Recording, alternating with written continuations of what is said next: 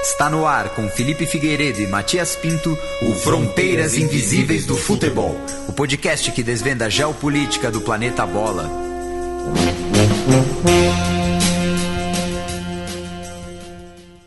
Boa alvorada, ouvintes da Central 3. Está começando mais uma edição do Fronteiras Invisíveis do Futebol. Mais uma parceria aqui da casa com o Xadrez Verbal. E falando no site, canal de YouTube e podcast, eu chamo ele, meu amigo e companheiro Felipe Nobre Figueiredo, o homem por trás do tabuleiro. Olá, meu caro Matias. Olá, nossos ouvintes. Olá, nosso querido Juan Funes, diretamente do Uruguai, presente aqui no estúdio com a gente. Ele pagou o ingresso de doce de leite e autenticamente uruguai. Trouxe uma roupa de... doce de leite é quase um sinônimo, assim, o Uruguai é... Desculpa o bairrismo. Bairrismo? Você é do Butantã, filho. Essa sua peste aí não engana mais ninguém.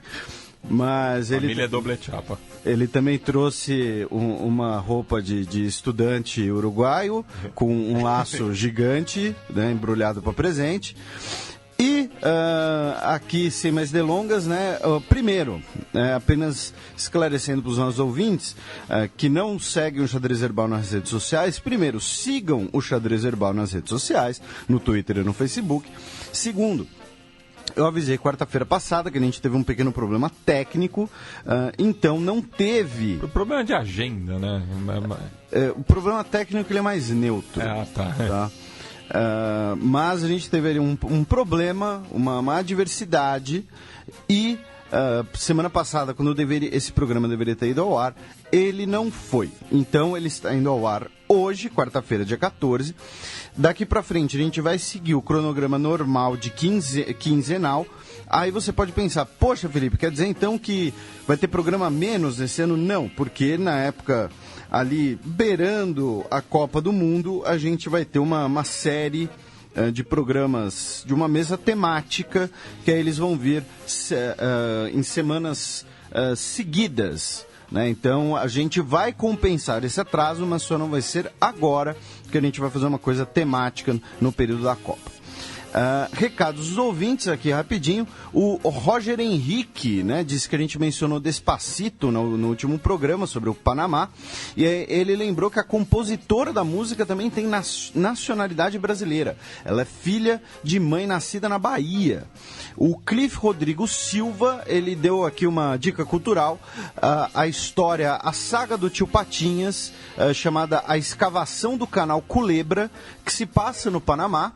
E o Tio Patinhas, ele vira o intermediário de terras entre os panamenhos, os franceses e os americanos, incluindo aí o Teddy Roosevelt na história do Tio Patinhas.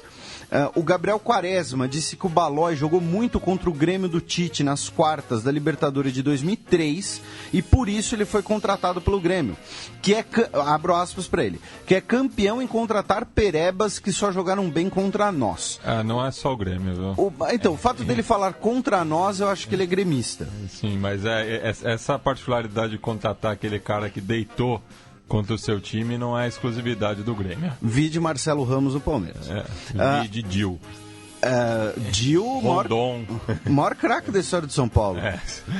A Jéssica Morim recomendou o livro O Lobo Solitário, do Graham Greene, no que o escritor fala do seu envolvimento com Omar Torrijos e do contexto político da região.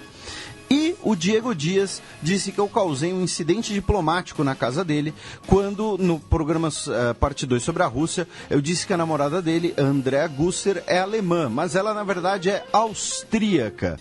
Bem, os americanos têm uma expressão para isso, né? Potato, mas brincadeiras à parte, ele ainda teve que explicar para ela o que significava a palavra revogar, mas, então tá aí novamente um abraço pro Diego e pra Andrea, que é austríaca e não alemã. E mandar um abraço pro Lucas Conrado, que comentou lá no Twitter também, em relação ao último programa sobre o Panamá. Ele lembrou de um envolvimento do Panamá com o futebol brasileiro que eu, particularmente, tinha esquecido. Afinal, o São Paulo foi patrocinado recentemente pela Copa Airlines, que é a principal companhia aérea do Istmo e uma das principais da América Latina. Eu acuso esse comentário de clubismo.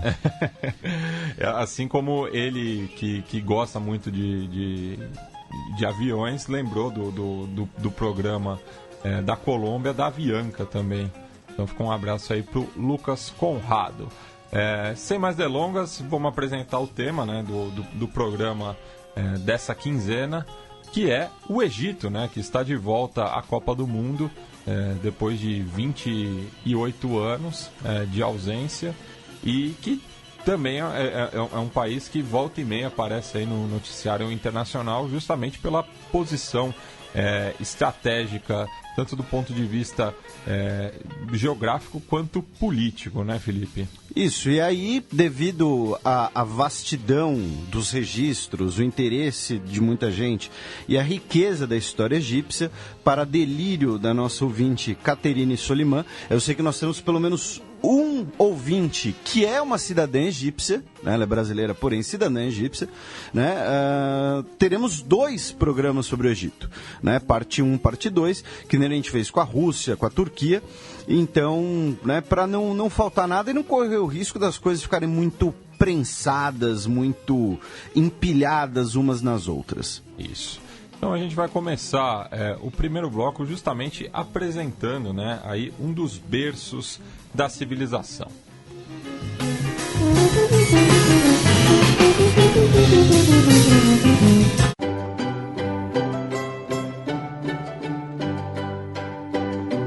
A história. Bem, Felipe, o Egito é um dos estados mais antigos do mundo, podemos falar assim, né? Um dos berços da civilização, né, ali. O Egito faz parte daquela coisa que todo mundo vê no colégio quando não está dormindo, né, do crescente fértil com a Mesopotâmia, e aí teria ali também junto o vale do rio Indo, o vale dos rios chineses, os vales dos rios chineses ali como os berços da civilização. Claro, essa é uma visão um pouco mais romantizada e um pouco resumida, digamos assim, mas o fato é que onde hoje está o Egito, e mais especificamente a bacia do Nilo, é o lugar onde surgiu uma das primeiras civilizações humanas, uma das maiores civilizações antigas, tanto que nós temos muitos registros já da região. Na região, melhor dizendo, né? Então, muitas vezes a gente, quando comenta de algumas regiões, a gente sempre começa com os primeiros registros, só como curiosidade, e no caso egípcio, a gente já está falando de 10 mil anos antes de Cristo. Assim, e sempre lembrando, né? A gente costuma usar o antes de Cristo, depois de Cristo, por ser algo mais fácil do pessoal assimilar, né? Então, já que é algo mais, é o que é mais utilizado. Então, embora seja um podcast secular, digamos assim. Então, assim, 10 mil anos antes de Cristo, nós já tínhamos as primeiras civilizações, as primeiras culturas que lidavam com grãos, ou seja, que lidavam ali com um assentamento permanente na bacia do Nilo. E antes do período, né, que a gente está acostumado a pensar no Egito Antigo, né, nós temos os egiptólogos chamam de o período pré-dinástico e o período proto-dinástico, né? Ou seja, antes da unificação do Egito, dos períodos dinásticos. E esse período é marcado com 2 culturas principais, os Badari e os Nakada. Eu não sei se é Badari ou Badari, para mim Badari é do CPM 22, né? Badawi. Ah, é Badawi? É. Whatever. Com todo respeito aos nossos ouvintes do CPM 22. Mas é com a junção do chamado Alto Egito com Baixo Egito, que é mais ou menos o quê? Que são o quê? Justamente ali a questão do Rio Nilo. A gente recentemente falou bastante do Rio Nilo no podcast Xadrez Verbal, podcast 126, para quem quiser ouvir, é sobre a geopolítica atual do Rio Nilo. Então, quando nós temos a unificação das diversas regiões do Rio Nilo, e essa é talvez o mais importante da gente colocar aqui. O período da antiguidade egípcia, né, ele vai de mais ou menos 3.150 a.C. até 525 a.C. Ou seja, a gente está falando aí de mais de 2.000 anos de história registrada, documentada. Então, obviamente que aqui, primeiro, a gente vai fazer alguns resumos, a gente vai fazer várias omissões, vamos citar apenas os destaques, mas uma coisa importante para a gente ter em mente, e isso é o mais importante, e isso é o mais difícil, é que o Egito antigo, ele não é uma coisa homogênea, seja de população, e a gente já vai falar mais dessa polêmica, digamos assim, sobre a população egípcia, seja em território, seja em cultura, seja em religião. A gente está falando de mais de 2.000 anos, de um território do que hoje é mais ou menos o atual Egito e também boa parte do atual Sudão. E partes da Etiópia também. Isso, né, que o Rio Nilo vai até lá, e partes do que é o Levante, Palestina, Israel, enfim. Então a gente está falando de uma região grande, de um grande período de tempo. Então não é tudo a mesma coisa, não é assim, é uma pirâmide com um cara seminu, de ladinho, fazendo, né, aquela pose egípcia de hieróglifo e adorando, sei lá, Osíris. Sempre. Tanto que esses mais de 2.000 anos são compartimentados pelos egiptólogos em 7 periodizações diferentes. Sabe quando a gente fala de história da Europa, e a gente fala lá Alta Idade Média, Baixa Idade Média, Idade Moderna? No caso do Egito são 7 periodizações diferentes, com 29 dinastias egípcias nativas, mais 4 dinastias estrangeiras. Então, é um período, como vocês viram, bastante grande, que envolve aí diversos faraós, faraonas também. Faraona não é um termo em português, é um termo que eu peguei emprestado do castelhano, né, aproveitando que temos aqui um falante de castelhano aqui. Aparentemente não existe uma palavra feminina para faraó em português. Então, eu peguei emprestado do castelhano e fica aqui a nossa proposta os tradutores aí. Para a Academia Brasileira de Letras, Academia Portuguesa de Letras, de botarem no dicionário. E a primeira dinastia foi fundada pelo rei Menes, do site dos Menes, em 3.150 a.C., e ele é uma figura um pouco lendária, né? Obviamente não tem tantos registros dele assim, então você sempre vai ter algumas lacunas nessa história. E o Egito é marcado pelo casamento intradinástico. Isso quer dizer o quê? É irmão casando com irmã, é meio-irmão casando com meia-irmã, é mãe casando com filho. Primo com primo era considerado assim, normal para eles. O que hoje é tabu para eles era quinta-feira. Né? Então, na verdade não era quinta-feira porque eles ainda não usavam o termo quinta-feira. Então, isso também é outra característica marcante da sociedade egípcia. Agora, falando dos 2, talvez mais conhecidos períodos do Egito Antigo, um deles é o período chamado do Velho Reino, Antigo Reino, que vai de 2.700 a 2.200 a.C. Lembrando que o antes de Cristo, as datas antes de Cristo, elas são decrescentes, tá, gente? Então, assim, 2.200 está mais longe da gente do que 2.200, tá? Então, de 2.700 a 2.200 é o período, especialmente da terceira e quarta dinastia, em que são construídas as pirâmides mais conhecidas. Né? A gente pensa em Egito Antigo, a gente pensa em pirâmide. Só que assim, a construção das pirâmides ela foi um processo que durou séculos. Ou seja, nós tivemos um aprendizado, um desenvolvimento de técnicas pelos egípcios. Não foram alienígenas. Tá? Isso é o principal. Por mais que o History Channel tente provar isso, não. Você quer dizer History, entre aspas, Channel. Porque eu já disse, o programa mais sobre história do History Channel é um reality show de uma loja de penhores. Né? Então, assim, não é um bom sinal. Mas, para quem acompanha o canal no YouTube, da qual eu faço parte, o Nerdologia, para quem não acompanha, acompanhe. Para quem acompanha, tem 2 vídeos lá, um feito pelo Átila sobre as técnicas de construção das pirâmides e outro feito por mim sobre essas hipóteses dos alienígenas. Então, assim, as pirâmides, elas foram construídas por séculos. E por que pirâmides, né? Por que o formato da pirâmide? Por que a pirâmide está presente em tantos lugares? Porque as leis da física são universais. Então, para você construir uma parada muito alta, sem você ter, sei lá, concreto armado, para você fazer um arranha-céu, você tem que partir de uma base ampla que vai se afinando. E é desse período que, na 4ª dinastia, nós temos as pirâmides de Gizé, que ficam ali na região do Cairo e que, né, são consideradas ali das maravilhas do mundo antigo e até hoje, né, assombram as pessoas. Eu, infelizmente, talvez ainda não tive a oportunidade de ver, não sei se um dia verei as pirâmides pessoalmente, mas, né, talvez alguns dos nossos ouvintes já tenham visto.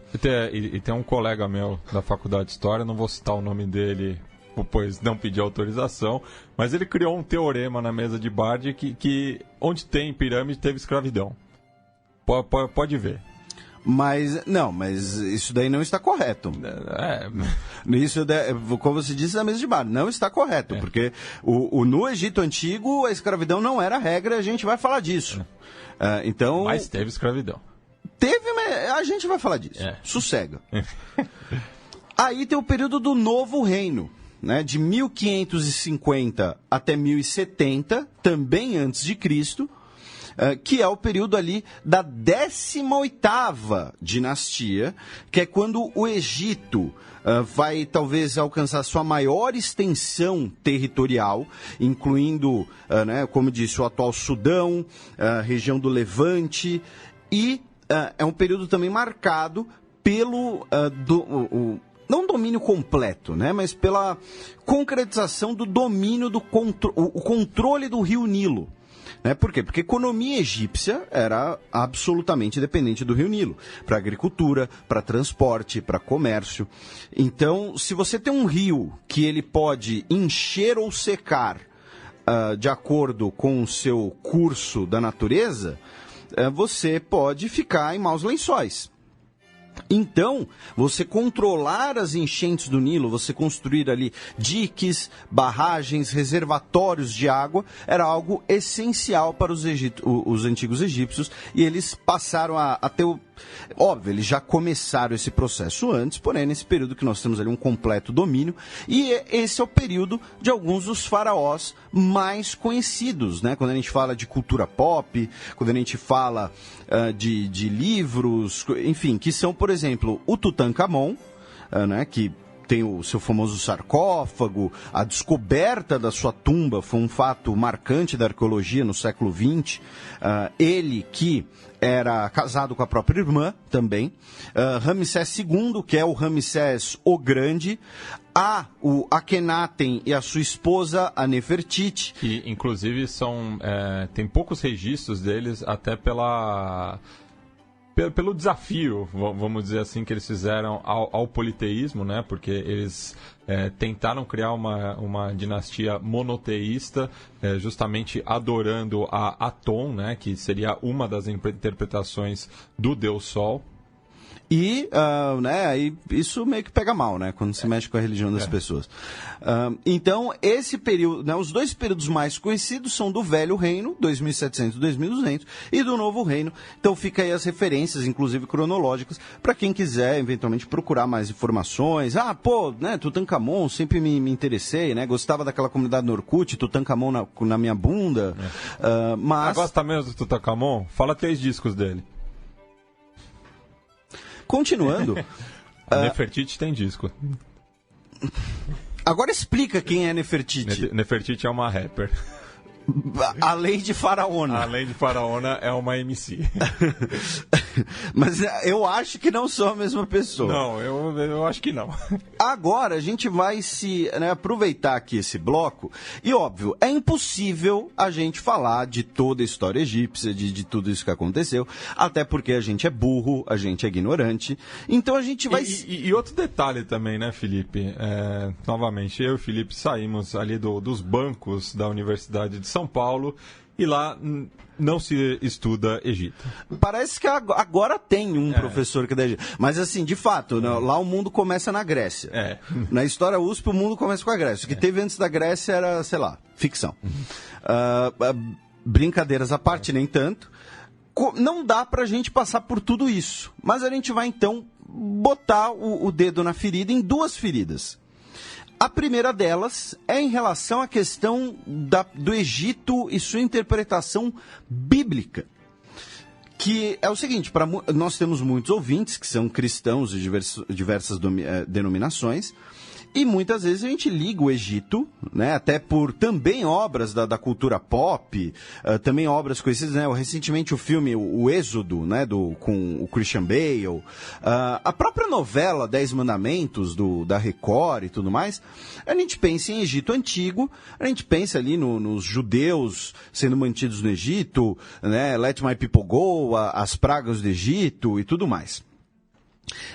O período do que seria o que está descrito na Bíblia seria o período do Novo Reino, ali entre 1550 até 1070. E aqui eu faço meia-culpa também, porque eu citei o Departamento de História da Universidade de São Paulo, mas o Departamento de Letras tem uma matéria muito interessante, ministrada pela professora Susana Schwartz, que é Conceitos de Bíblia Hebraica, que é uma interpretação historiográfica, praticamente, do Pentateuco. E você fez essa matéria? Eu fiz essa matéria, foi meu primeiro 10 na USP. Ou seja, ela não é uma professora exigente. Em outras palavras... Não, foram os anos de escola dominical que me ajudaram. Ela te deu um boi, porque você não tinha amigos porque você não era da letras, então você ficava sozinho na turma. Entendi, mas... voltando aqui do momento Matias nerd, né, queridinho da professora, né, com a estrelinha, chegava em casa, mãe, tirei 10. Nós temos aqui... algumas incongruências dessa narrativa. E, claro, isso não é uma discussão teológica, de fé. Isso acaba, né, nós estamos falando aqui do ponto de vista histórico.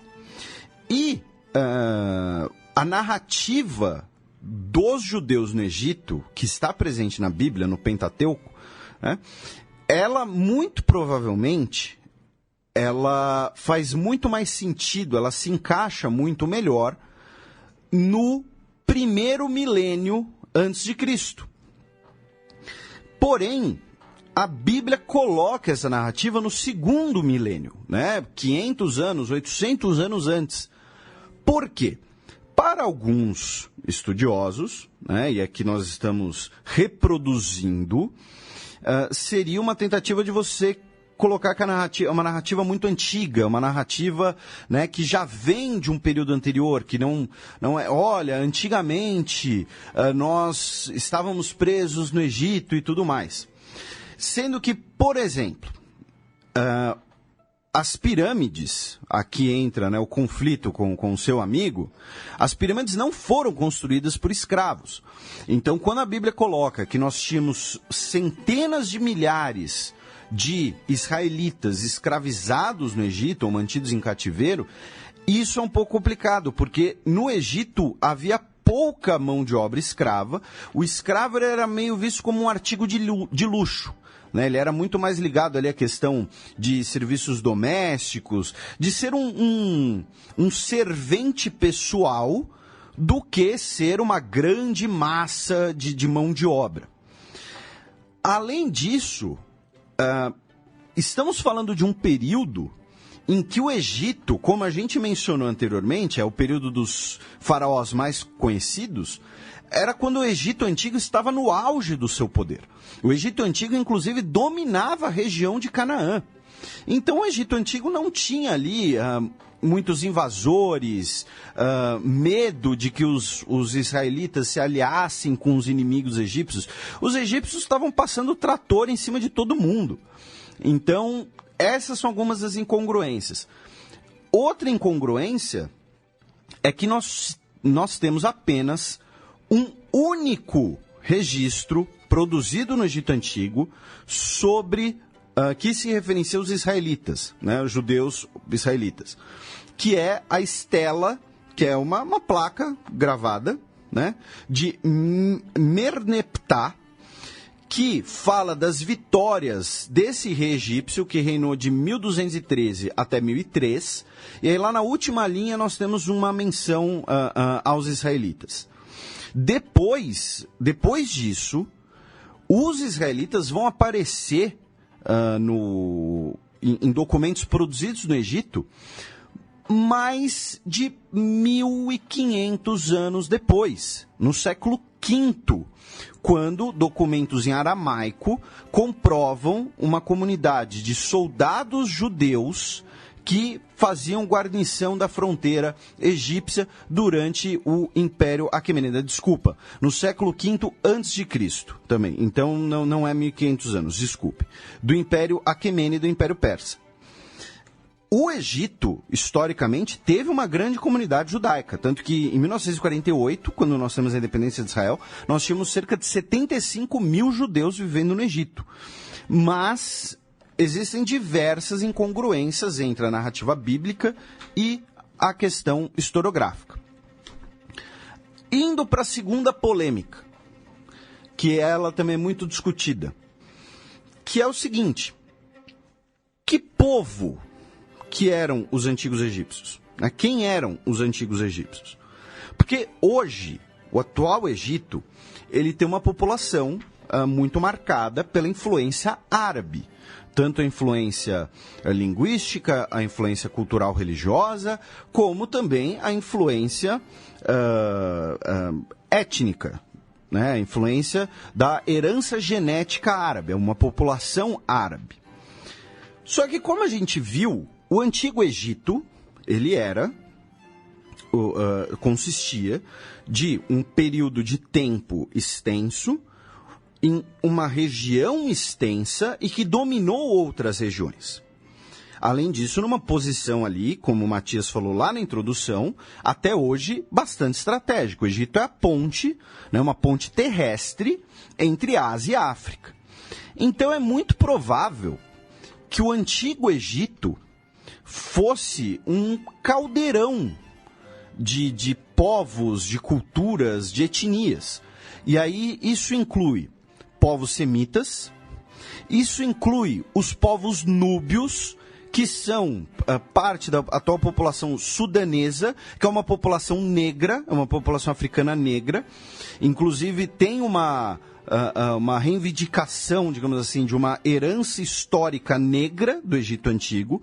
Inclusive teve o período conhecido como o dos faraós negros, justamente quando os núbios ajudaram a expulsar os assírios do território do Império Egípcio, né? E fazendo parênteses aqui, tem uma ligação dos assírios com o futebol na Suécia, já que existem 2 clubes de descendentes assírios na Liga Sueca. Você foi buscar essa referência da onde? Saiu em várias reportagens quando um deles subiu para a primeira divisão sueca. Meu Deus. Vou pegar o nome aqui do clube, é o Syrianska. Combina. Eu não fazia a mínima ideia disso. Eu não acompanho. Eu estou atrasado no suecão. Lá eu torço pro Malmo, o time do Ibrahimovic. E tem o Assyriska também. É o Syrianska e o Assyriska, ambos da cidade de Södertälje. Não sei como pronunciar isso. Notamos. Tem muita trema. E poucas vogais. A gente tem que criar um movimento internacional em prol das vogais. Eu não sei o que alguns povos têm contra as vogais. Mas, então assim, né, os povos semitas, os núbios, os assírios, que você mencionou, um povo levantino, né? Então nós também tivemos povos levantinos, povos do norte da África, como os berberes. A gente tem um programa sobre a Argélia, que a gente fala da história da Argélia, e hoje os berberes também são, né, uma população arabizada, mas nós temos berberes não árabes, e que estariam presentes também no Egito, e os povos nativos do Nilo.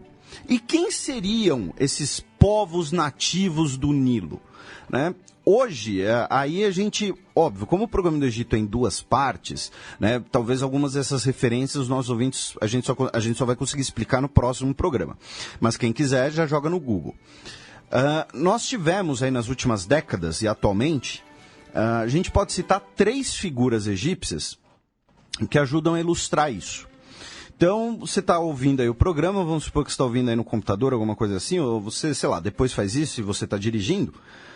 Veja quem é o atual presidente / ditador do Egito, o Al-Sisi. Ele é um árabe. Aí você procura quem é o antigo presidente egípcio que estabeleceu relações com Israel, o Sadat, S-A-D-A-T. Você vai ver que ele é um núbio, ele é negro. E aí você procura o ex-secretário-geral da ONU egípcio, o Boutros Boutros-Ghali, que é referenciado até em Friends, que é um copta. Os coptas, até hoje, são... o Egito tem uma população de cerca de 10 milhões de coptas, que são cristãos, e os coptas, muito provavelmente, são os povos nativos do Nilo. E a gente vai ver a explicação disso mais pra frente. Então, a gente está falando de 3 lideranças, 3 personalidades egípcias recentes que são bastante diferentes entre si e que representariam esse caldeirão que, no caso do Egito, vem desde a antiguidade. E, claro, no caso, os árabes chegam posteriormente. E quando o antigo Egito, digamos assim, entra em declínio, e outra coisa que colabora para esse caldeirão étnico? Quando, em 525 a.C., o Império Aquemênida, o Império Persa, os Aquemênidas, são a dinastia fundada por Ciro, o Grande. E dessa dinastia estão, por exemplo, o Xerxes, né, interpretado pelo Rodrigo Santoro, num grande trabalho, digno de Oscar. E o Matias está sorrindo enquanto olha para mim, não sei porquê. Eu lembrei de um mito que tem em relação à invasão persa no Egito. De que a infantaria persa teria usado gatos na sua frente, que é um animal sagrado para os egípcios, então conseguiu derrotar o exército adversário. E você sabe que para os gatos, na verdade, os persas que eram deles, né? Não eles que eram dos persas. Também faz parte o Dario, que é derrotado pelo Alexandre o Grande e tudo mais. E os persas invadem o Egito e conquistam o Egito em 525 e vão governar o Egito por mais ou menos aí 200 anos. Nós teremos 2 dinastias persas que governam o Egito, com o título de faraó, inclusive. E aí nós temos, entre 2 dinastias persas, uma breve restauração, digamos assim, das dinastias nativas, e o último faraó nativo do Egito vai ser em 343 a.C., o Nectanebo II, que foi derrotado em batalha, e aí, finalmente, o Egito volta a se tornar uma satrápia do Império Persa, e isso acaba quando? Em 332, quando um cara vai invadir o Egito, em meio ali às suas loucas aventuras de encher os persas de porrada. O nome desse cara era Alexandre, da família O Grande, rei da Macedônia. Ele conquista o Egito aos persas. O Egito era importante para manter a sua guerra contra os persas. Por quê? Porque, primeiro, libertando os egípcios, vários deles lutariam pelo exército macedônico. Segundo, o Egito e era um importante entreposto comercial. Quando a gente fala, e a gente vai retornar a isso, claro, mas quando a gente fala de comércio de longa distância, hoje você bota alguma coisa no... Vou até melhorar, né? Você compra alguma coisa lá na China, botam no navio em Xangai, e o navio chega aqui no Porto de Santos, em São Paulo, por exemplo, non-stop. Na época não era bem assim. Então, nós tínhamos mercadorias vindas da Índia, que iam até o Mar Vermelho, até onde hoje está a Etiópia e Eritreia. De lá elas iam por terra para portos no Nilo, eram transportadas pelo Nilo até o Mediterrâneo e chegavam no mercado grego, depois no mercado romano, depois no mercado europeu. Então, o Nilo, o Egito sempre foi um entreposto comercial muito importante e o Nilo sempre foi um grande produtor de grãos, de cereais. O Nilo era o celeiro da antiguidade. Então, conquistar o Nilo era muito importante para você poder continuar dando porrada nos persas. Nessa conquista do Nilo, o Alexandre visita Mênfis, uma das cidades mais importantes do Egito Antigo. Ele é declarado filho de Amun, né, que seria a versão local de filho de Zeus.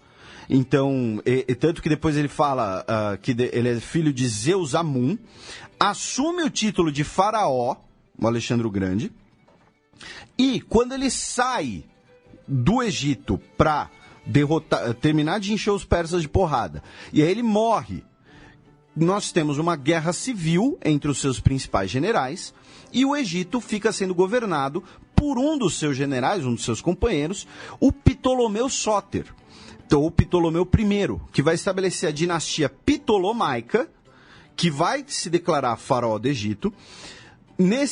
No período anterior, nós temos a construção de Alexandria, no Egito, para ser a capital do Egito macedônico, digamos assim.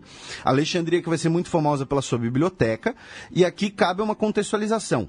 As bibliotecas, né, quando a gente fala da biblioteca de Alexandria, ela não era que nem a biblioteca da sua faculdade, que você vai lá no fim de semestre, desesperado, pegar o livro para fazer um trabalho ou estudar para a prova, e aí você devolve o livro e pronto, acabou. As antigas bibliotecas eram o que hoje a gente chamaria de universidade. Elas tinham aulas, eram centros não apenas de preservação, mas de propagação de conhecimento. Tá? E com o estabelecimento da dinastia Ptolomaica, nós teremos talvez o maior e mais poderoso dos chamados reinos helenísticos. Por que helenísticos? Que vai juntar a herança cultural grega com a herança cultural local, no caso egípcia. Então a dinastia Ptolomaica vai usar o título de faraó. Nós teremos obras de arte, representações, monumentos usando a estética egípcia, porém também uma herança cultural grega.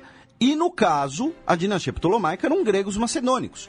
E qual vai ser o último governante da dinastia Ptolomaica? A Cleópatra. A Cleópatra não era, entre aspas, egípcia. Ela era grega. Até porque eles vão adotar o costume de todo mundo casar entre si.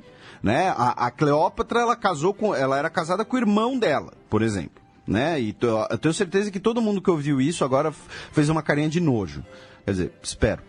Mas a Cleópatra ela vai cometer suicídio lá, né? A Cleópatra vai se envolver na Guerra Civil Romana, primeiro com Júlio César, com quem ela vai ter um filho, depois com o Marco Antônio. Ela vai cometer suicídio quando Marco Antônio é morto por Augusto, e aí o Antigo Egito se torna uma província romana. E lembre-se que eu falei dos cristãos coptas. Os cristãos coptas, eles também são preservadores, digamos assim, eles são uma consequência, um fruto do helenismo, já que a própria estética da igreja copta, ela junta muita da estética grega com hábitos locais e questões locais. Então os coptas, que, repito, são cerca de 10 milhões, é bastante gente, são um dos principais elos do atual Egito com a sua antiguidade.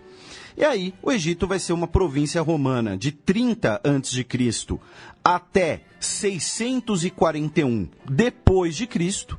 O Egito tinha essa... Lembrando... mas, Filipe, o Império Romano não cai antes disso? Lá, o Odoacro derruba o Rômulo, aquele moleque pentelho lá de 13 anos, 400 e pouco. Então, mas lembre-se, o Império Romano, ele continua a existir. Só que no Oriente. Ele vira o Império Bizantino depois. E há uma continuidade, inclusive, jurídica e institucional. Então, o Egito é parte do Império Romano aí por cerca, né, de quase 700 anos. E, repito, era parte importante por questão do comércio, questão da produção de grãos. E o Egito vai ser um dos primeiros lugares em que vai chegar o cristianismo, ainda no século I, basicamente, né? Acredita-se ao Marcos, né? O apóstolo Marcos. E Alexandria rapidamente vai se tornar um centro do cristianismo. Vai, repito, continuar parte do Império Bizantino, vai sofrer uma nova invasão persa em 619, e os bizantinos vão conseguir expulsar, no caso, os sassânidas. Os persas são perseverantes, hein? E esse silêncio não é um problema de edição, tá, ouvintes? Mas então, né, aqui não são os aquemênidas, são os sassânidas. E aí os bizantinos conseguem expulsar os persas, só que o Egito era distante, né, ali de Constantinopla. Ele tinha características próprias, inclusive teológicas, ele tinha uma riqueza própria, então o Egito muitas vezes buscava autonomia, né, não tinha muito contato, e isso vai fazer com que o Egito seja conquistado pelos árabes logo em 639, um dos primeiros momentos da expansão árabe muçulmana. Né, como comparando, os árabes, os muçulmanos vão conquistar Constantinopla, que vai se tornar Istambul, só no século XV. Mas já no século VII já conquistaram o Egito. E aí, isso é assunto para outro bloco. Bem, Felipe, tem uma coisa que eu adoro nas seleções africanas, que são os apelidos. E a do Egito não fica para trás. Afinal, são os faraós, e é a seleção mais vezes vencedora da Copa Africana de Nações. E o ouvinte antigo do Fronteiras Invisíveis do Futebol já sabia disso, porque foi o tema no nosso 27º programa. Então passemos agora para o futebol no Egito.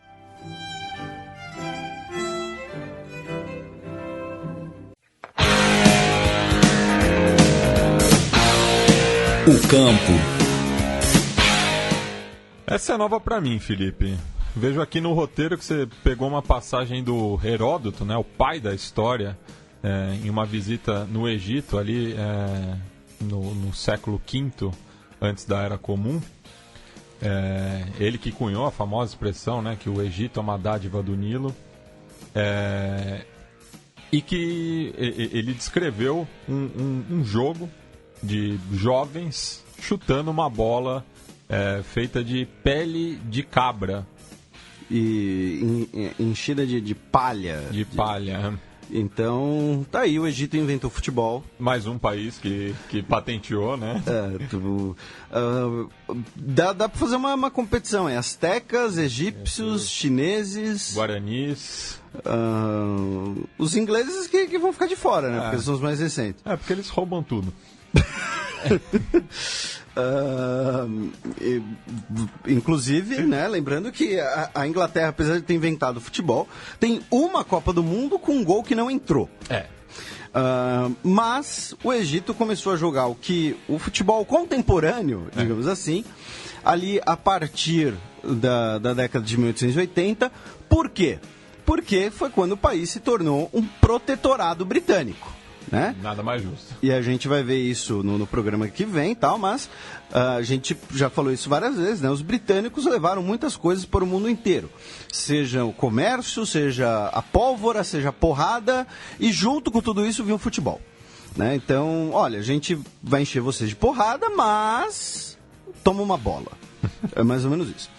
E o primeiro clube egípcio para egípcios foi fundado em 7 de março de 1914 por estudantes e é o Al-Ahly, que até hoje é um dos, junto com os Amalek, os dois times tradicionais do Egito. A gente vai falar mais dos clubes no programa que vem.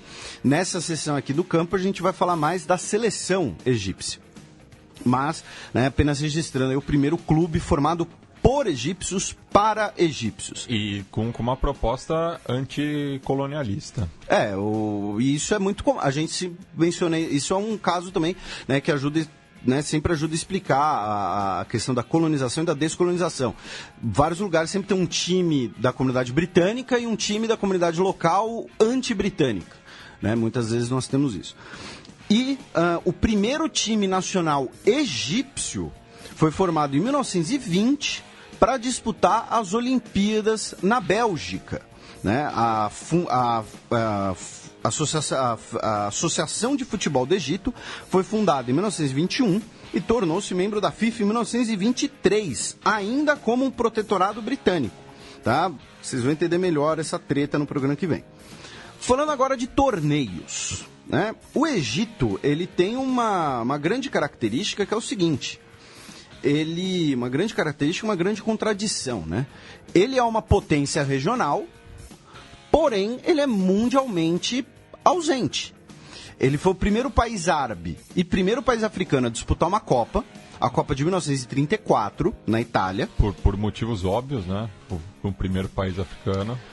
Sim. E perdeu de 4-2 para a Hungria. E o Egito só foi voltar para a Copa em 1990, quando empatou em 1-1 com os Países Baixos, em 0-0 com a Irlanda e perdeu de 1-0 para a Inglaterra. Antes da gente falar da grande rivalidade egípcia, tem um motivo, tem uma coisa que colabora para isso, que foram problemas políticos, financeiros e boicotes. A gente vai ver isso também em outros torneios. Mas no caso da Copa do Mundo, o Egito teve que se retirar das eliminatórias em 1938. Por não ter verba, não ter recursos para enfrentar a Romênia por uma vaga. Saiu das eliminatórias da Copa de 58, porque não deram direito de jogar com Israel em campo neutro. Lembrando que em 58 nós já tínhamos um estado de guerra entre Israel e Egito. Em 1962 teve que sair das eliminatórias devido às monções que causaram enchentes no Nilo, problemas humanitários. E saiu das eliminatórias da Copa de 1966 devido ao boicote africano como um todo contra a FIFA, devido às regras de participação, as regras de distribuição de vagas e a aceitação da África do Sul do apartheid. Então foi um boicote especialmente contra o apartheid. E curiosamente, quem ficou com nessa regra de distribuição, a África e a Ásia disputariam as vagas para a Copa. E aí quem ficou com a vaga direta foi a Coreia do Norte, que em 66 teve sua famosa participação, que deu uma paulada na Itália. Sim. Né, a gente tem um programa sobre a Península Coreana, inclusive. O Egito foi candidato a sediar a Copa de 2010, inclusive, né, como aí uma tentativa de botar o país nesse mapa global. E que rivalidade é essa que eu mencionei, né? Tem uma matéria muito interessante no The Guardian sobre isso, para quem quiser, sobre o hate match, né, o jogo do ódio, entre Egito e Argélia. Egito e Argélia são quase vizinhos, né? Tem a Líbia ali no meio. Os dois países ficaram muito tempo sem jogar uma Copa do Mundo. E aí, em 1989... para as eliminatórias da Copa de 1990, nós tivemos um jogo entre os dois países, com uma arbitragem tunisiana. Os argelinos disseram que os tunisianos, o árbitro tunisiano estava roubando eles, né, por ser tunisiano, enfim, tudo mais. Nós tivemos basicamente um levante no estádio. Foi necessário cerca de 15 mil policiais para conter a massa no Egito. O Egito ganhou por 1-0 e tivemos pessoas pisoteadas, tivemos um jogador argelino que foi julgado e condenado por uma corte egípcia em Abissíntia. Enfim, nós tivemos ali um verdadeiro cenário de batalha, tá? E não foi a única vez que nós tivemos tretas entre argelinos e egípcios no campo de futebol. Especialmente depois do Egito se tornar o primeiro país árabe e o primeiro país muçulmano... Não, o primeiro país árabe apenas, desculpem. a estabelecer relações com Israel. Não, mas só antes de você passar para o aspecto mais político, 20 anos depois desse jogo que você citou, teve outro episódio entre Egito e Argélia pela disputa de uma vaga na Copa do Mundo, já que ambas seleções terminaram empatadas no grupo C, com todos os critérios de empate iguais, né? Número de gols, vitórias, enfim. E teve que ser realizado um jogo extra em Khartoum, capital do Sudão. E esse jogo também gerou diversos conflitos diplomáticos entre os países. A embaixada argelina no Cairo foi apedrejada. O embaixador egípcio em Argel foi chamado de volta. E isso durou semanas, assim, que teve no noticiário dos dois países. No fim, a Argélia ficou com a vaga, ganhando por 1-0. E existe uma maldição, né? Então, também em relação aos demais países norte-africanos. Porque desde 78, o Egito praticamente sempre tropeça num dos países da região. Foi sendo eliminado pela Tunísia em 78, também foi eliminado pelo Marrocos. Em 2006 acabou sendo eliminada pela Costa do Marfim, mas no grupo estava a Líbia, que ganhou do Egito também. Pô, perder da Líbia é feio, hein? E esses episódios já citados com a Argélia.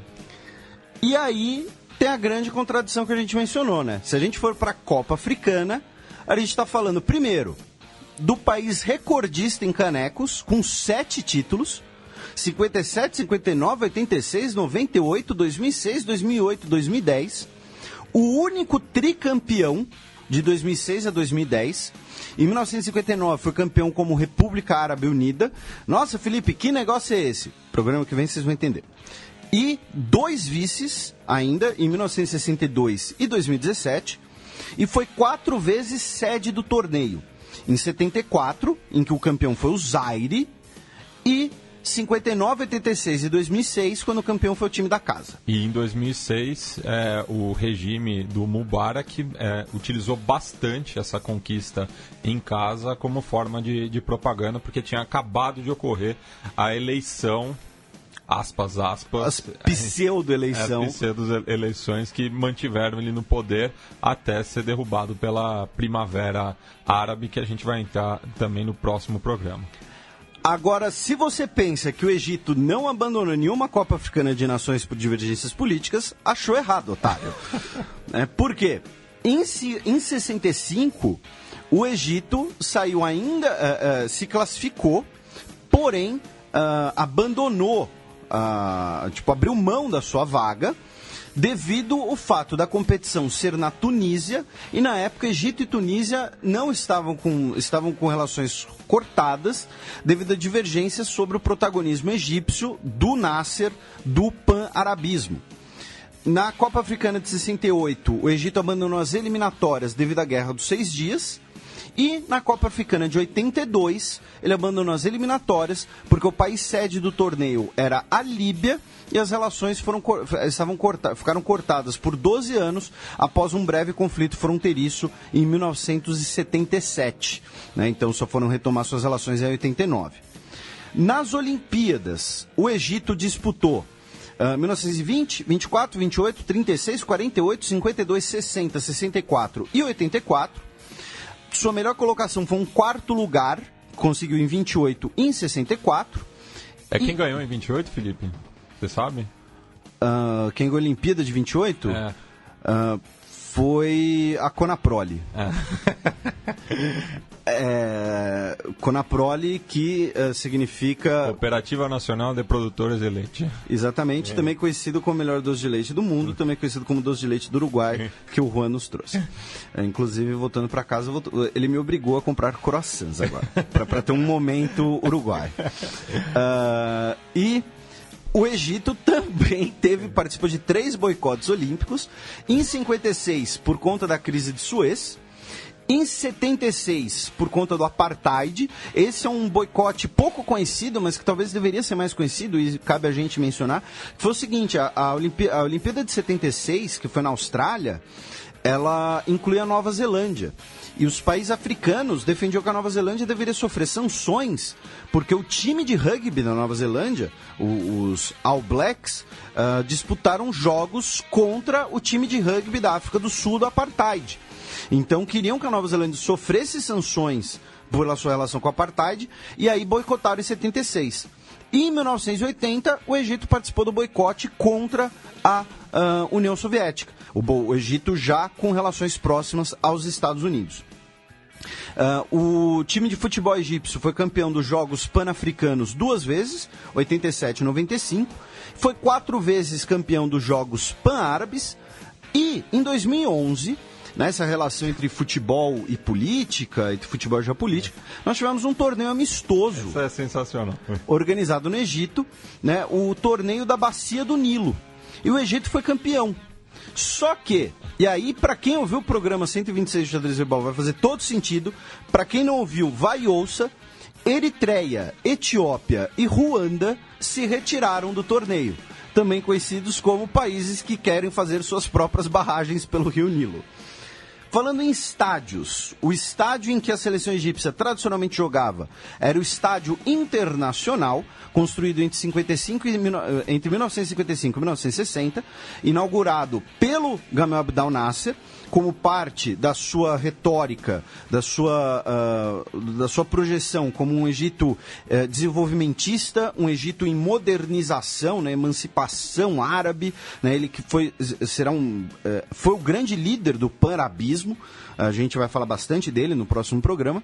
E cabem hoje 75 mil pessoas, mas o seu recorde é de 130 mil, né? Que nem Maracanã, Morumbi, né? Os padrões de segurança foram mudando. E o arquiteto do estádio foi o alemão Werner Marsch, que projetou o Estádio Olímpico de Berlim para as Olimpíadas de 36. Já atualmente, a seleção egípcia joga no estádio Borg El Arab, que fica num resort no Mediterrâneo, perto de Alexandria, que foi inaugurado em 2007 como parte da candidatura para a Copa do Mundo. Cabe 86 mil pessoas, é um dos maiores estádios de futebol do mundo, segundo os atuais padrões de segurança, e ele foi construído pelo Exército. E é curioso como os dois estádios mostram duas facetas curiosas do Egito pós-década de 1950. Né? O desenvolvimentismo típico do Nasser e o fato do exército egípcio ser a principal instituição do país. Quando eu digo principal instituição do país, é a instituição política e econômica. A maior empresa do Egito é o exército egípcio.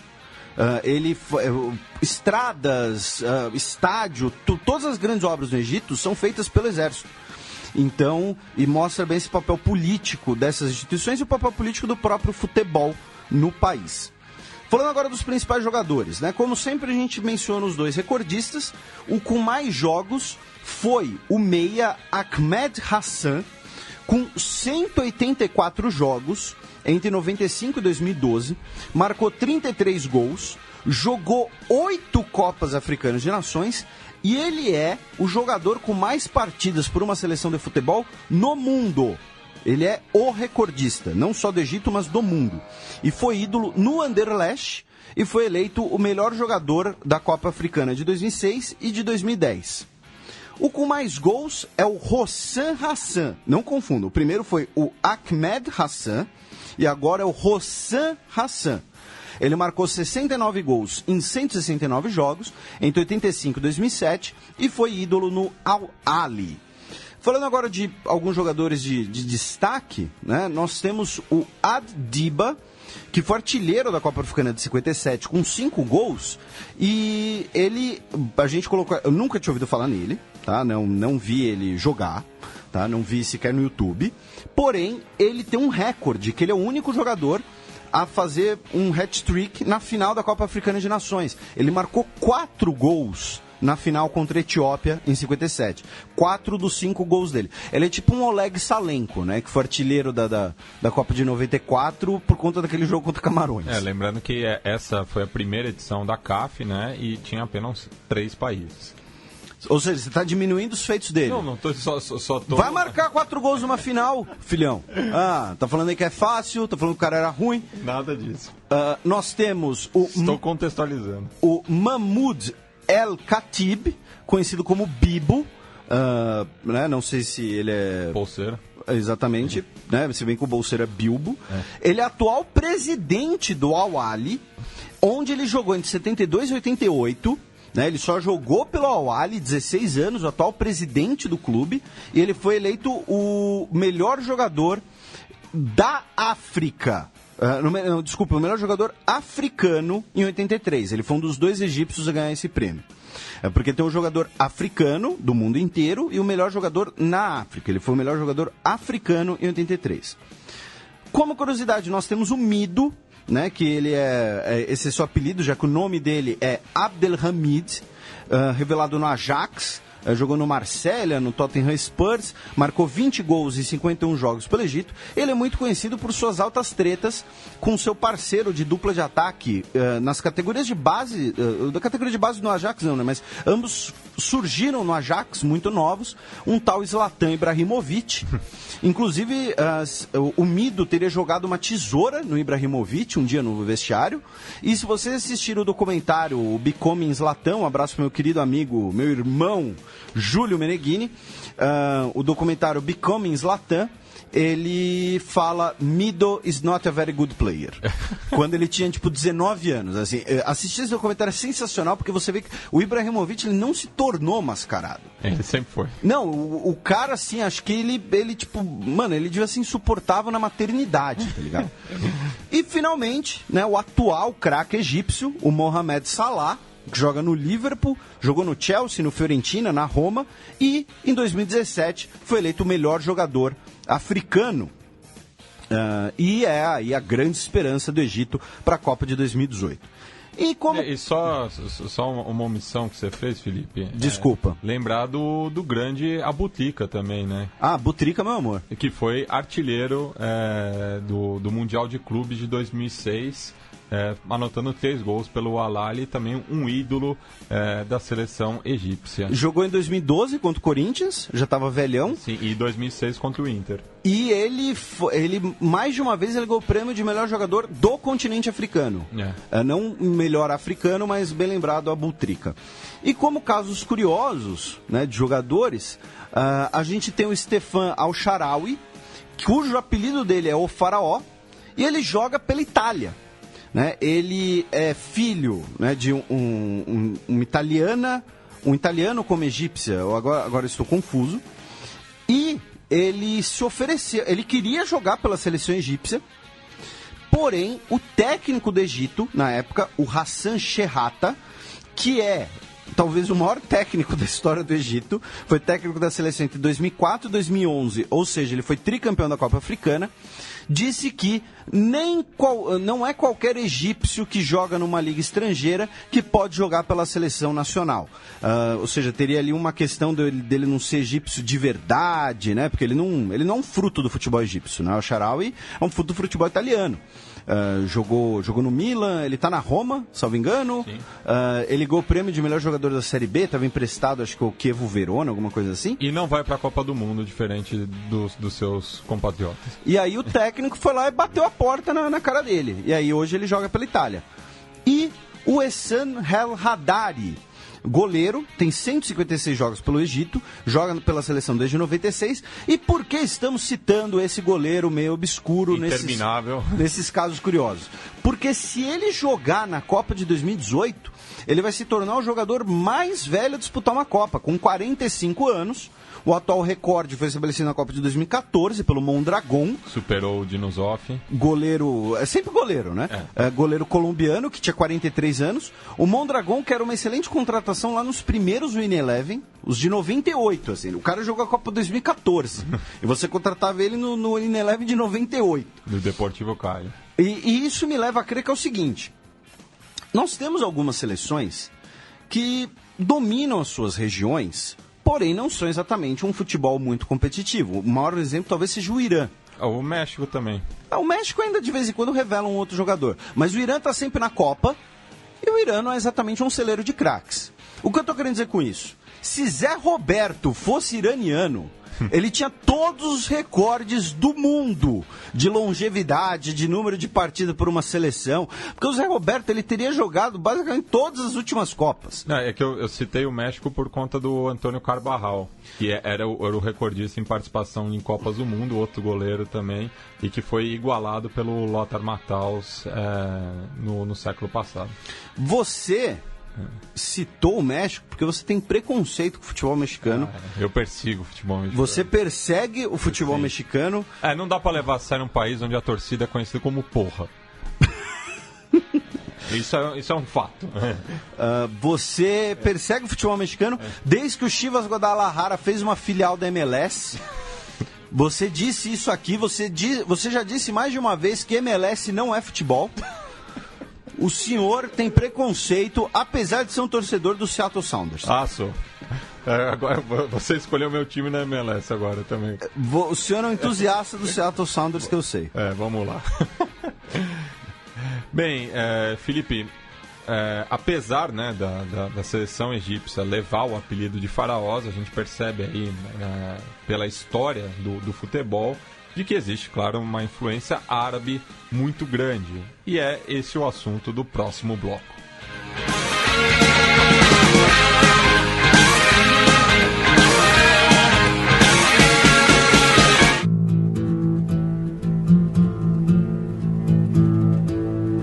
O mapa.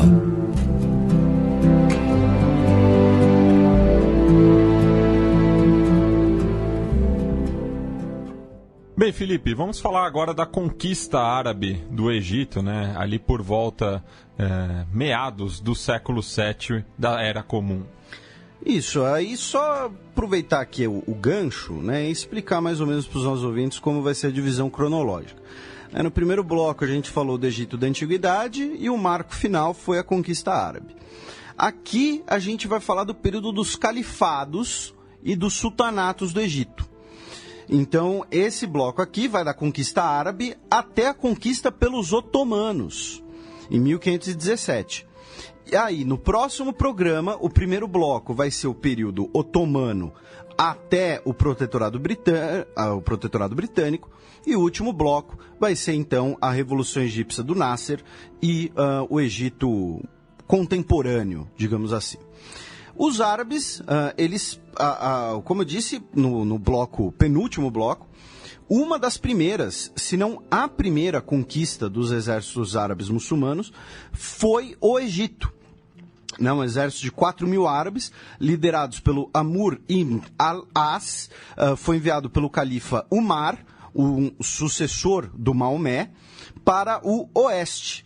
Os árabes entraram no Egito no final de 639 e conseguiram capturar Alexandria em 641.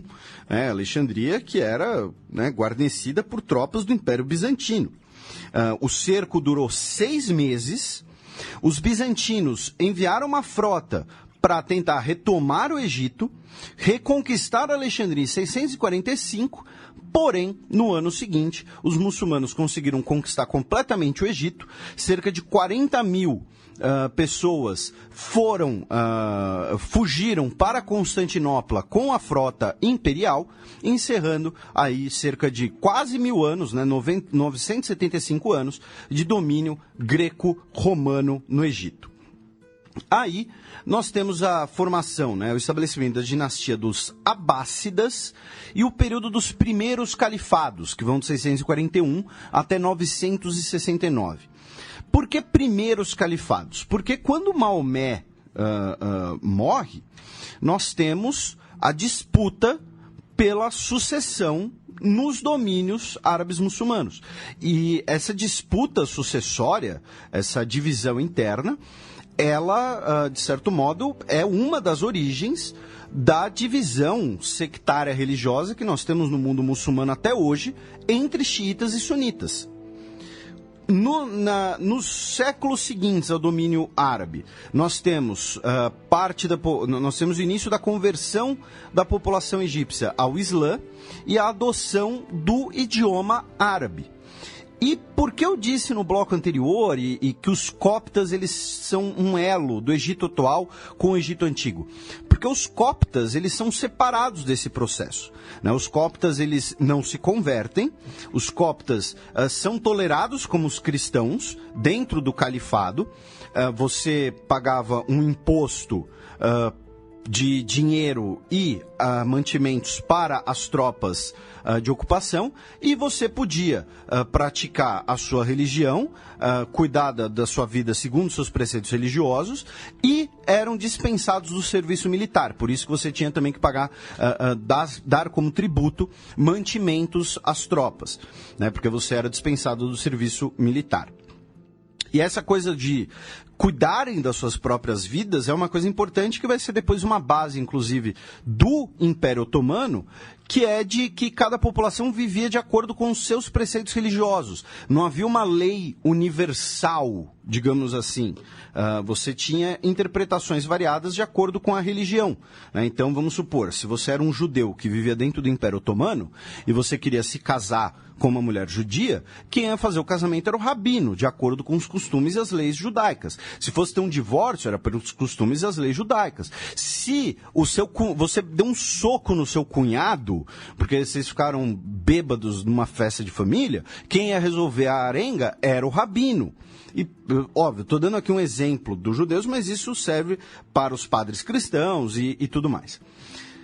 Os coptas, em alguns momentos, chegaram a ter revoltas contra esse domínio muçulmano, porém, isso acabou não tendo muito sucesso. O domínio árabe-muçulmano do Egito ficou consolidado e, com essa presença de tropas, contribuiu também a migração, a instalação de tribos oriundas da Península Arábica.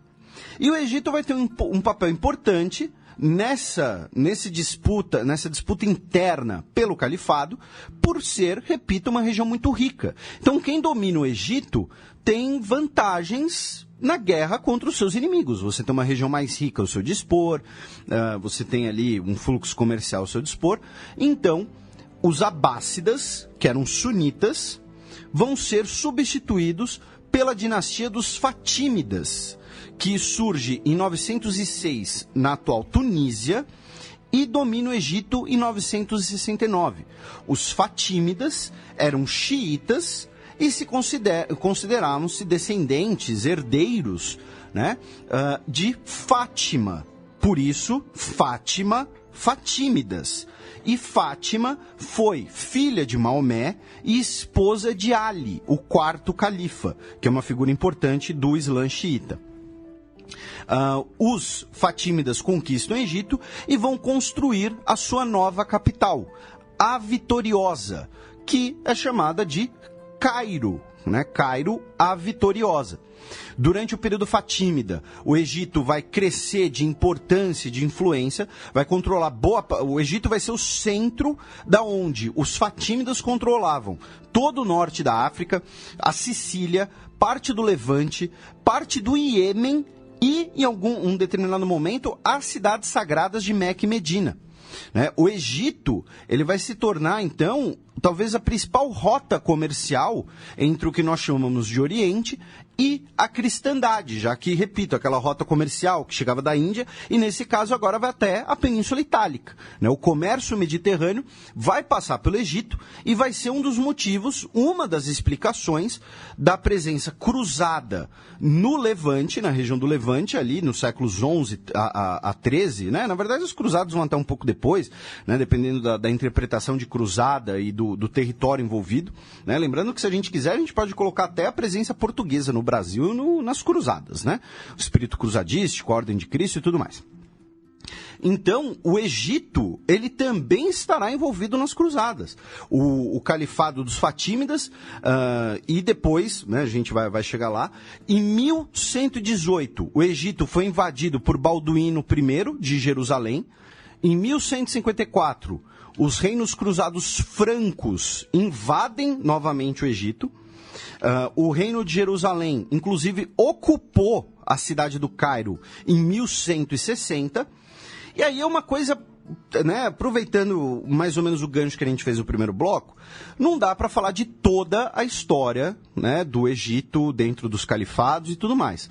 Porém, dá para a gente falar dos aspectos principais e de botar os dedos nas feridas.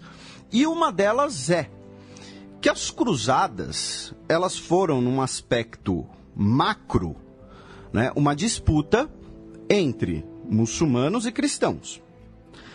Porém, como qualquer conflito que dura séculos, nós teremos relações muitas vezes pragmáticas. Nós teremos o estabelecimento de alianças ou de rivalidades próprias daquele cenário.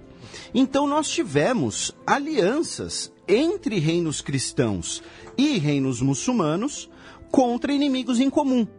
No caso egípcio, os fatímidas egípcios, em rivalidade com os aiúbidas da Síria, que é a dinastia fundada pelo Saladino.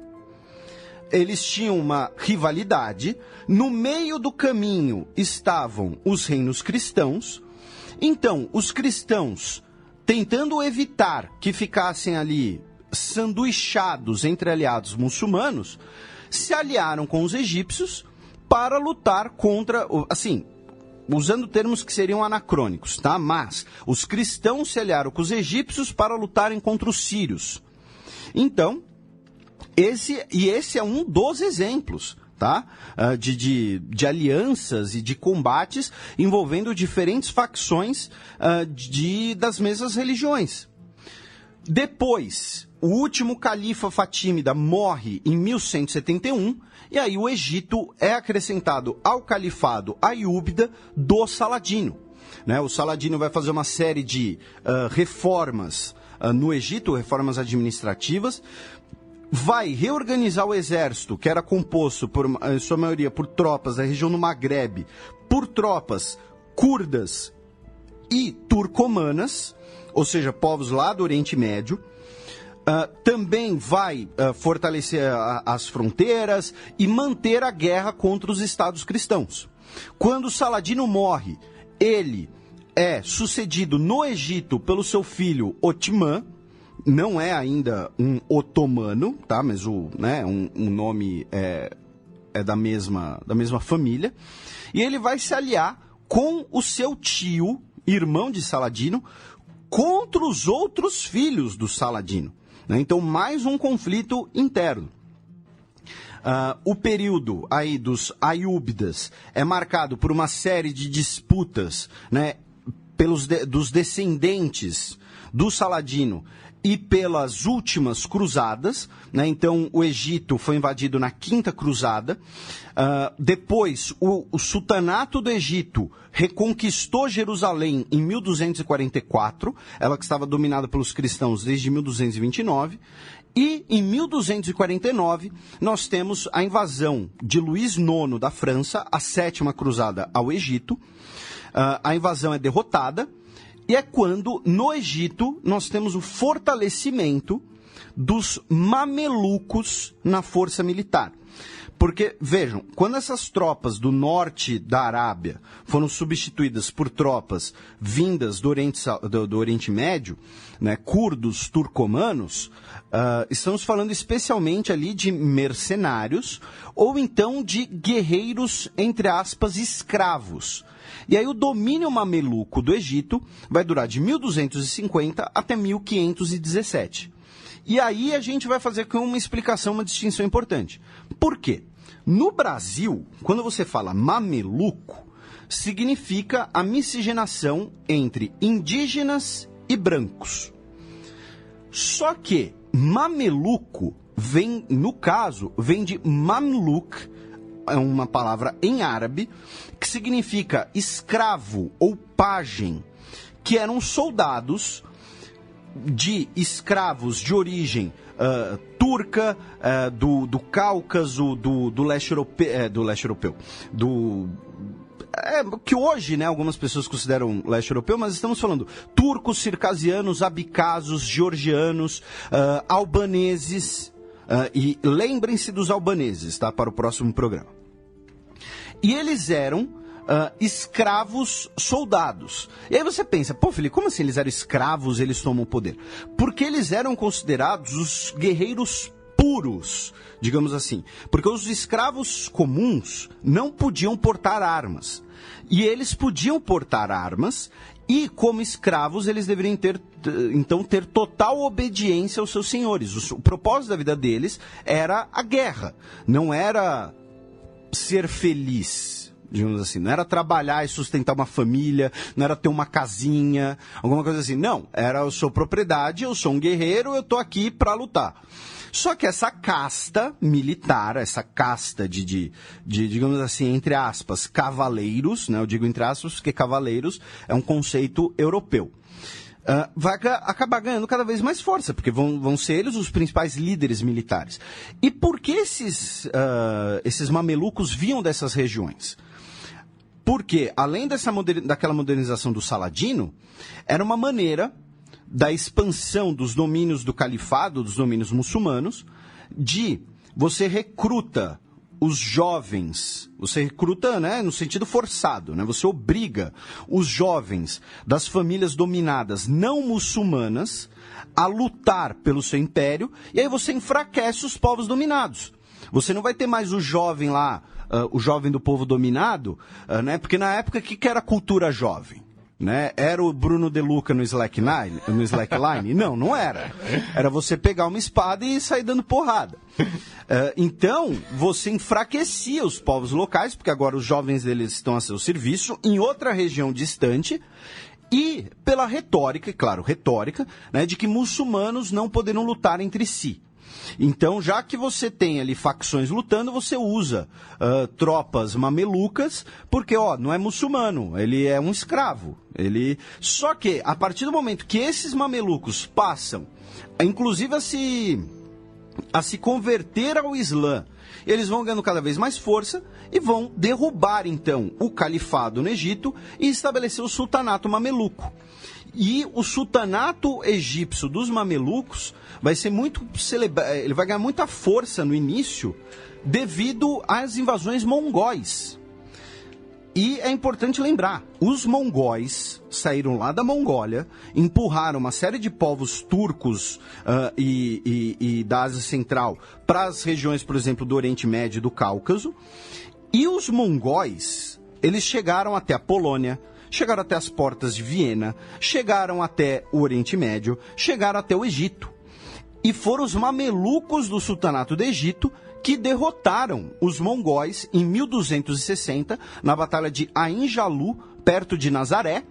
E os mongóis, eles dominaram a Pérsia e dominaram o atual Iraque. Eles saquearam Bagdá, que durante um tempo era a capital do califado, e, digamos assim, a grande rival do Cairo. Então, com a dominação mongol para cima dos restantes dos domínios muçulmanos, o Egito dos mamelucos acabou se tornando o grande centro, digamos assim, da região. E um desenvolvimento arquitetônico próprio. Em 1302, os mamelucos expulsam os últimos cruzados da região do Levante. Porém, o domínio dos mamelucos vai ser, a partir do século XIV, mas especialmente no século XV, ser afetado, melhor dizendo, por seguidas epidemias de peste negra no Egito, disputas internas também, porque, claro, se você tem ali uma casta militar dominando o poder, né, você dar um golpe ou assassinar um líder político ou querer o poder para si, era rotina, né? Aquela coisa que dura até hoje, inclusive, né, no imaginário, nos contos orientalistas, no Mil e Uma Noites e tal, né, que é do vizir conspirando contra o sultão conspirando contra não sei quem, o harém ser um lugar de conspiração e tudo mais. Intrigas palacianas. Isso é do período otomano também, mas começa aqui, no sultanato dos mamelucos. E aí, essas constantes disputas internas vão fazer com que, quando os otomanos começam a conquista do Egito, os mamelucos não vão ter muito como resistir. O sultão Selim I captura o Cairo em 20 de janeiro de 1517. O grande centro do mundo muçulmano passa a ser, já era, né, Istambul, então o Cairo, o Egito, perde poder, porém os mamelucos são mantidos como a classe dominante egípcia, só que agora como vassalos dos otomanos, e o Egito vai fazer parte do Império Otomano aí por basicamente 400 anos, digamos, vai menos porque nós temos o período do protetorado, vai 350 anos, né, que vai ser tema aí para o próximo programa, esses 350 anos. Então lembre-se, quando vocês lerem os mamelucos egípcios... e uma curiosidade, a gente vai falar no próximo programa das guerras napoleônicas, nós tivemos muitos mamelucos combatendo pela França napoleônica. Inclusive, o Napoleão, o guarda-costas pessoal dele, era um mameluco, que, digamos assim... tinha uma dívida de vida com ele, né? Uma coisa meio, né, meio Jar Jar Binks. Mas, então, apenas aí, né, o termo mameluco tem um significado específico no Brasil, mas quando vocês verem ele em outros contextos, ele significa outra coisa. Felipe, e para quem quiser conhecer mais a história desse período do Egito, qual é a sua recomendação?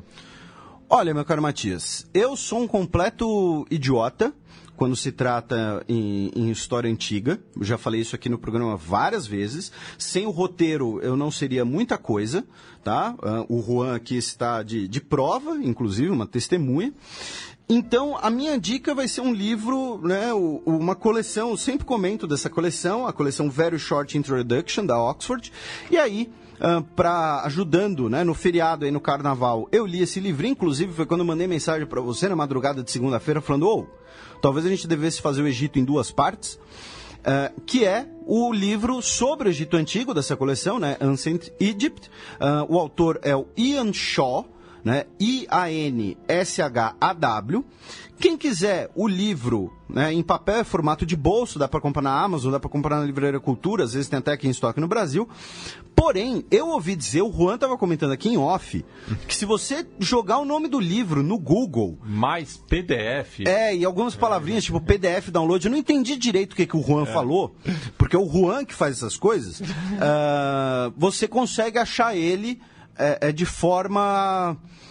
alternativa. De forma...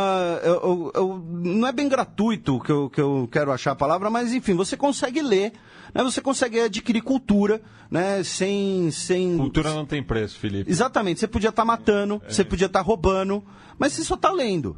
Então fica aí a minha dica, que foi a minha leitura aí do Carnaval. E a minha dica, como sempre, eu já falei aqui no programa em outras oportunidades, eu não estudaria história se não fosse pela dupla René Goscinny e Albert Uderzo. Então eu vou indicar o segundo álbum daquele simpático guerreiro gaulês, que é Asterix e Cleópatra. Considerações finais, Felipe? Apenas agradecer a todos os nossos ouvintes, agradecer a todos os nossos financiadores, agradecer a todo mundo pelo carinho, pelo prestígio, agradecer novamente a presença do Juan, as lembranças que ele trouxe do Uruguai, doce de leite, e também alfajores autênticos uruguaios. Tem inclusive, eu não deveria comer agora, porque ainda vou jantar, né? Mas é aquela coisa, né? Então, agradecer a todo mundo, espero que tenha achado o programa interessante, lembrando que é sempre um recorte, um resumo, e é isso. Muito obrigado e um beijo na alma de todos vocês. E eu não tenho responsabilidade nenhuma sobre a música de encerramento. E o Felipe faz esse drama, né? Como se a música que eu fosse indicar fosse algo inaudível para os nossos ouvintes, mas se trata de um clássico da música contemporânea egípcia, né? Lembrando, né, que a gente pegou aqui um recorte muito grande de tempo e são diversas influências musicais do Egito nesse período, mas eu escolhi uma música do compositor Mohamed El Kassabit, que se chama Zikrayat, que em árabe é Minhas Memórias.